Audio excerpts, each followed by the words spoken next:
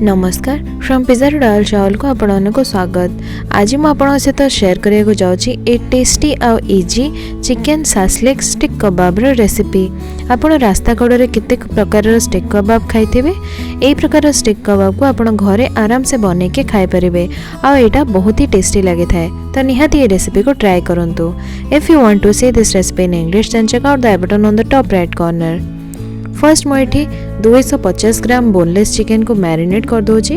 Marinate करने मुझे use कर गोटे टेबल स्पून अदा रसुण पेस्ट, गोटे टीस्पून जीरा गुंड, गोटे टीस्पून धनिया गुंड, आधा टीस्पून गरम मसला, आधा टीस्पून लुण, गोटे टेबल स्पून टमाटो सॉस बा केचप, गोटे टीस्पून सोया सॉस, आधा लेंबूर रस और गोटे टेबल स्पून सोरिष तेल। एसबू को चिकेन सहित भल भाव में गोल नवा। तापर कवर करके 30 मिनिट जाए बाहर रखीदबा।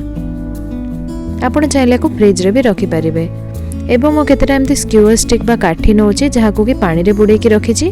आउ किछि पियाज, टमाटो और कैप्सिकम को एमती बड़ बड़ काटी की रखी। आधा घंटा पर आम चिकेन भलसे मैरिनेट हो गलानी। एथिरे बे पियाज, कैप्सिकम और टमाटो को देके भल भाव में गोले नबा।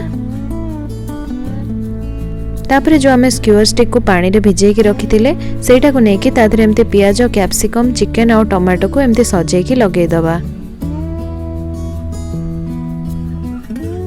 देखो तो आम स्क्यूअर स्टिक रेडी हो गला।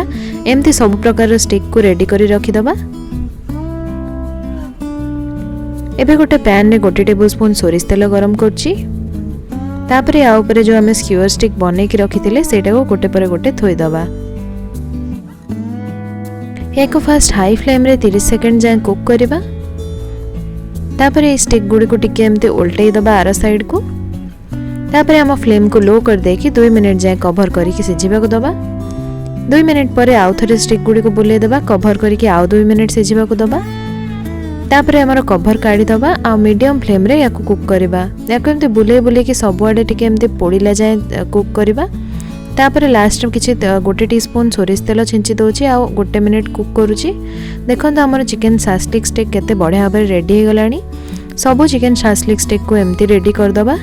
यही प्रकार रे चिकेन स्टिक कबाब बनैले बहुत ही टेस्टी लगी थाए।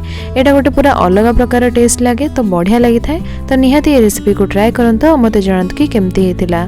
जदि आपन को रेसिपी पसंद आसला देन ए वीडियो को लाइक और शेयर करंतु और मो चैनल को सब्सक्राइब करंतु। Thank you for watching. Good bye.